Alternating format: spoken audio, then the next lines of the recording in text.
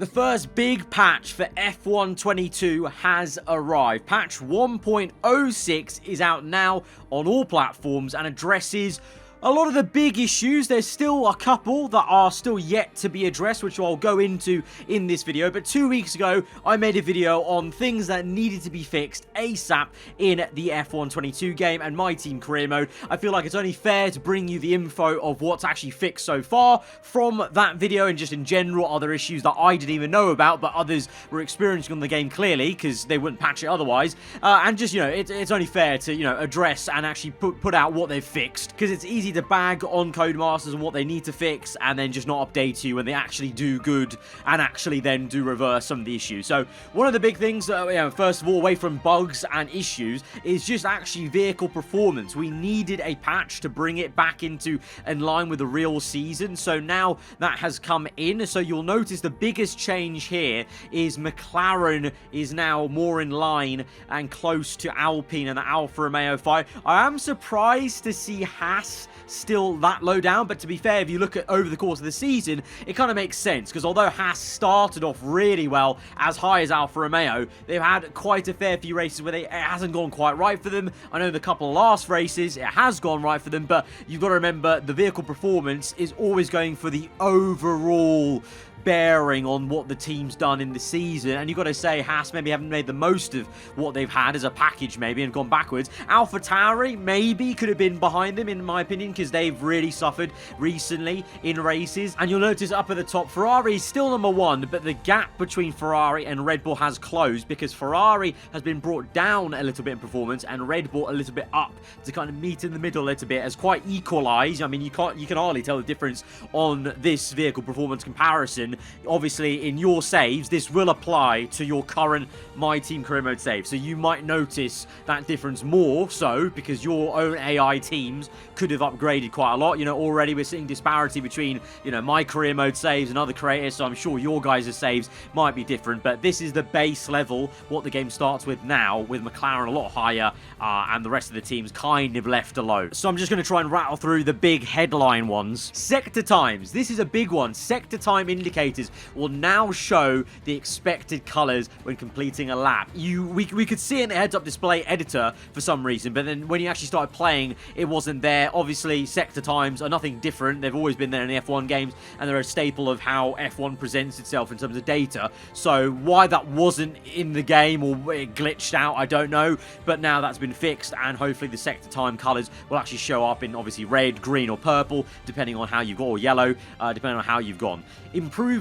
AI logic at pit entry and exit, so hopefully maybe they're a little bit less clumsy, I guess, entering the pit lane. Resolved an issue where personnel facility upgrades are not applying to drivers. That was a massive one for all of us really playing My Team Career Mode. Big one for me, because I had already wasted a bit of money buying an upgrade before we found out that this was a thing, but now hopefully it should be applying properly to your teammate drivers. Address an issue in some instances where the broadcast safety car can cause AI control cars to overtake, resulting in mass disqualifications. I've seen this one a lot in my Reddit videos, where there's been some insane, just like, mass 18 disqualifications from broadcast safety car experience. So that's a big one if you did use broadcast, the option for safety cars. Fix an issue where track grip could reduce between qualifying sessions. Now, that's an old one. I mean, I've seen it before. I think I've stated before that sometimes the timings are a bit odd from session to session. Sometimes you end up being slower in Q3, you and the AI versus Q1. Sometimes I've noticed that before. I think we had that at Baku,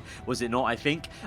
So that makes actually a lot more sense that was an issue in the actual game that they've addressed. And also, along with qualifying sessions, mentioning Baku, we saw in my career mode episode at Baku, there's quite a lot of DNFs in qualifying and just in general also in the race, but more so in quali with the flying laps. I guess the AI going onto a flying lap. So that's actually an issue that they've addressed now. They could crash into turn 15.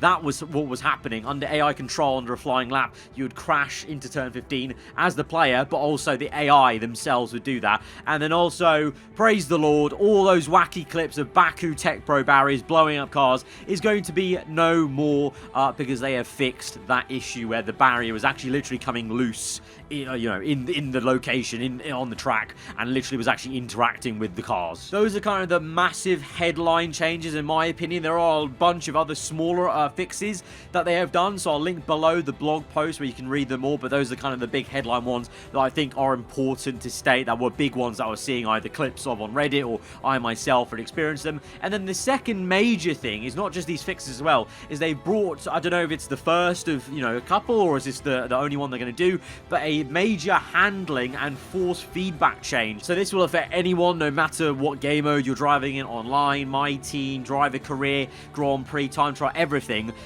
because this is actually the full handling model actually changing for you as the player. So the first big thing is engine torque. The curve has been tweaked. So effectively, that's just going to mean the engine has less torque at a lower RPM, and the power increase will be a lot more gradual. So that will hopefully stop that kind of peaky engine torque where sometimes you just spin out randomly because the torque's just gone from 0 to 100 like in a flat line. Now it's going to be a gradual curve, so you can actually, you know, hopefully not have that essentially. And on top of that as well, gear ratios have been tweaked slightly, especially the lower gears, making them longer to help with traction. So coupled together, that overall will hopefully make the rear end a little bit less squirmy, the throttle application a lot more realistic to real life, because to be honest, the way the game launched, it actually was quite unrealistic. Like, you don't see that level of wheel spin and issues with traction on the cars in real life. Like, I know you see a few spins here and there, but that's not just purely because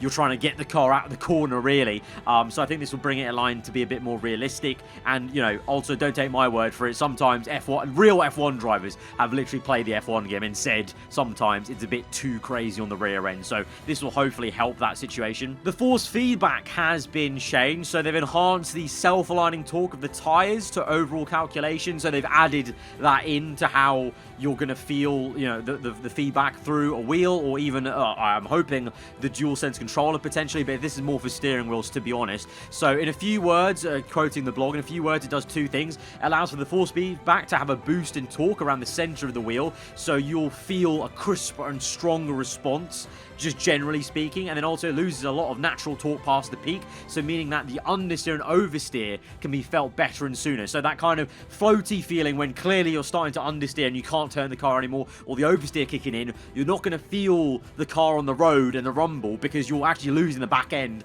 or you're not getting any grip on the front end. So that will be a bit more, you know, noticeable, hopefully, you know, with that torque chain. And finally, tire temperatures. So they noticed that the heat from the tires wasn't influencing grip enough. So they're saying from today's patch, running a very high tire pressure will have a negative effect to the grip and lap time. So you want to try and go for the default or close to default on the tire pressures for the race to avoid losing grip. So I guess this was kind of more of there was a bit of an exploit of increasing the tire pressure, and, you know, basically time trial setups for high pressure tires were working fine in the race and giving you performance, when really in reality that's not realistic at all. So from both the carcass and surface temperature, that will now be affected a lot more from that overheating and the pressures. And then the grip from the tires, though, has not been changed, so that's going to be the same. So you shouldn't feel any difference in time trial, but in like my team career mode and just Grand Prix modes and races, you're going to feel that difference of the heat, but the actual grip itself, that's all the same. The tire model itself hasn't changed. So that is the first big patch on F1 22 1.06. They've still